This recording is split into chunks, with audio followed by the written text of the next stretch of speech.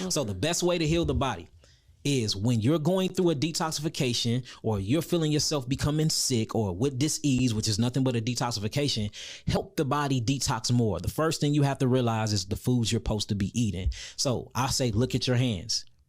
All right. Your hands are not like a cat, is it? I do CrossFit, so they're kind of rough. But look, if you look at your hands, right? Let me take my rings off. All right. Okay. Do a cat hands look like your hands? No. No, they have paws. What about a dog? No, they got paws. What about a bear? You're asking me questions. I'm having to think about it. Like I'm like, no. What about a bear? No. What about a lizard? No. What about any reptile? Do their hands look like yours? Okay, so what do your hands look like? What about a gorilla? No. Yeah. Oh. Yeah. So now we're getting into actually the physiology of the human body in the food relationship. So look at your body, look into nature, find who your body closely assimilates with and see what they eat. Do gorillas eat meat?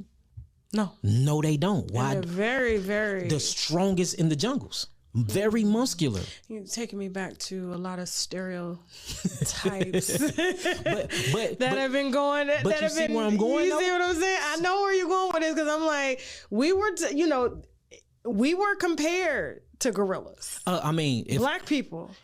So if we really want to get into that, we'll closely assimilate to their primate. But if you look at Caucasians, they closely assimilate to monkeys.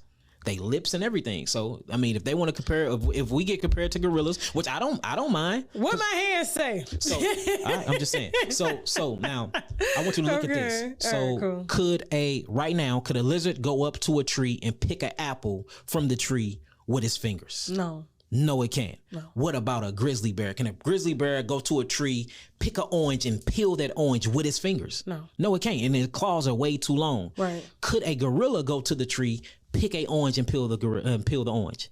No. It can. No. Yes. It can. It can. So now we're starting to get into this physiology food relationship.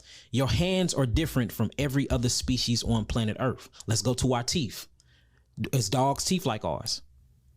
No, they have long canines too, and they canines, or even felines, the cats' canines are for penetrating meat and flesh and ripping it from the bone. Right. Can you go in the jungle right now and bite through a calf all the way down to the bone and rip the meat? No, you can't. Oh, what about this? Let's get into the lower extremities, our legs. Can you get up to 40 to 50 to 70 miles an hour to track down your prey and to chase it down? No, you can't. But you see in the animal kingdom, as far as a carnivore, they have long canines. They're horizontal. They're not vertical. They don't stand upright like us. They're horizontal. They sit low to the ground, for they can get up to 50 miles an hour to chase their prey down. When they chase their prey down, they use their claws to rip the jugular. Not only that, they use their claws to rip the flesh open. They got canines for when they bite into the actual meat, they can rip the meat from the bone. Then it's different too when they swallow this food and actually the meat goes into their stomach. Their intestinal tracts is only from 6 to 16 feet long. Guess what your digestional tract is? 30 to 36 feet long. So you can't have that meat inside of your stomach too long because you will get putrefaction. See that our digestive process go through something called fermentation, where these things break down into fructose and glucose, and we use that fructose and glucose for energy. Theirs don't break down through fermentation. They break down into putrefaction, which means the rotting flesh thereof. Rotting flesh in your stomach yields all types of parasites. That's why you see dogs with parasites, cats with parasites. These parasites is very gnarly to our body, and it eats all of our organelles out of our cells, meaning our cells cannot function without its organs, right? So even the digestional tract is different. Their hydrochloric acid is 10 times hotter than ours. So their hydrochloric acid is meant to break down their food. Then you see they got tails. Most of their tails is to actually pivot them to the wind. And at the tip of them, they have senses for their environments. They sense of smell is way heightened than ours because they have to smell blood from afar. So everything, their ears pitched up so they can hear things. These are predators. So if you look at a predator, predators are built like that. Predators eat meat. Predators are omnivores. But when you look at an actual frugivores, which is what I've done came to the conclusions that we supposed to eat mainly fruits and a little bit of vegetables. We're not built like predators. Our anatomies is built like nurturers, like hunter and gatherers. It's a total type of different molecular build when it comes to our body and our biochemistry.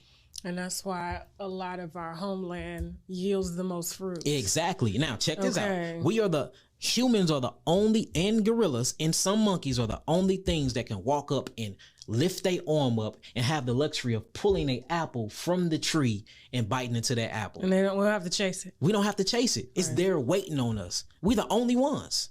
You see that? And when you look at it, name any other animal that can go to that tree and do those things. So I would say this, look at your molecular structure, go into nature, study your own body because you're in it your whole life. Ain't nobody else in it but you. You should know everything about it. And that will automatically show you the foods you're supposed to be eating. You don't even have to think about it too hard. You just got to get away from the indoctrination and the education of these school systems because they will never teach you nothing to set you free because you being enslaved mentally is how they benefit off of you. So the moment that they teach you something that's going to liberate your mind, that's going to stop them in their pockets. Why would they stop revolutionizing their money systems? So they would never teach you anything to make you free, ever. So we have to take everything that they ever tell us is bullshit. And one of them is that food pyramid, that dairy is good for the bones and calcium. Literally, milk actually strips the bone of calcium. Yeah. You know, they tell us don't look at the sun because it will make us go blind. Sun gazing actually stimulates your pineal gland to open up your third eye so you can move on different dimensions of densities. Everything they ever have told us is a lie. They tell us that our heart is a pump. Your heart is not a pump. Your heart is a valve. Your lungs is a pump that pumps the blood to the heart. The heart is a valve mechanism that controls the cardio output of blood. Everything they tell us about everything is a lie. They tell you your hair is just hair. No, our hair is non-ether hair. It is actually an extension of your nervous system. It is used to scan the environment.